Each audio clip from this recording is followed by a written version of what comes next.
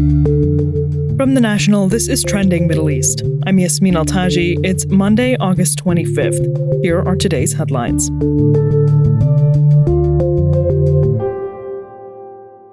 Syria's upcoming parliamentary election will not include some parts of the country. It was announced that the Druze majority province of Sweida and two Kurdish-held areas would not be participating due to security concerns.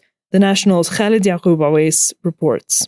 This creates a sort of a political confusion because elections, by definition, has to be whole in a country. Otherwise, they will not be representative. Since taking power in December, the new authorities in Syria have signaled that they want to put the country on a political transition track. This transition, however, has not been really defined, and the government is dominated by Hayat Tahrir al-Sham, an al-Qaeda splinter group led by the president, Ahmed al-Shara. A main part of this transition involves a new constitution as well as a parliament. This is the first election under the new Hayat Tahrir al-Sham-led administration, and it's scheduled for next month. Seats allocated to the three provinces of Hasakah, Raqqa, and Sweida will remain vacant until elections can be held there. That's according to Commission spokesperson Nawar Najmeh. The parliament will consist of 210 members. Interim President Ahmed al-Shara will name 1/3, and the rest will be appointed by local electoral bodies. Planning for the first election under the new authorities comes after several waves of sectarian violence in Alawite and Druze areas of the country, and amid concerns of fighting in the Kurdish-held region. Parts of Syria remain outside of Syrian government's control, with much of the northeast coming under the Kurdish-led Syrian Democratic Forces. The Kurdish-led administration, in a statement, called the parliamentary selection process, quote, a superficial step that does not respond to the demands for a comprehensive political solution that Syrians need, unquote. It also denounced the decision to delay the vote in some areas.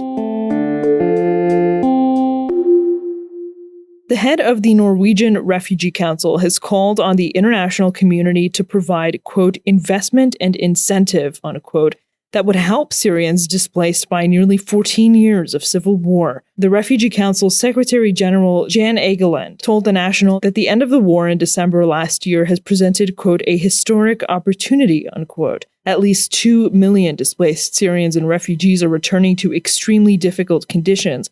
Most homes have been damaged or destroyed, and rural areas have faced widespread devastation. In July, the Norwegian Refugee Council said even basic services, such as medical facilities and schools, were lacking in some areas where Syrians have returned home. The challenges include damaged infrastructure and limited resources for reintegration to help people rebuild their lives and communities.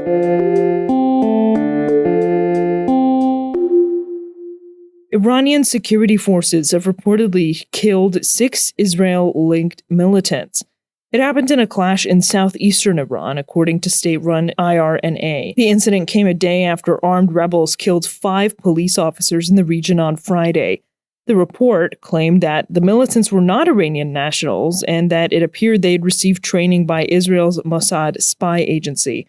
It did not specify their nationality. 2 other members of the militant group were arrested, according to the report. Iran's southeast has been the scene of sporadic clashes between security forces and armed groups. Those include Sunni militants and separatists who say they're fighting for greater rights and autonomy.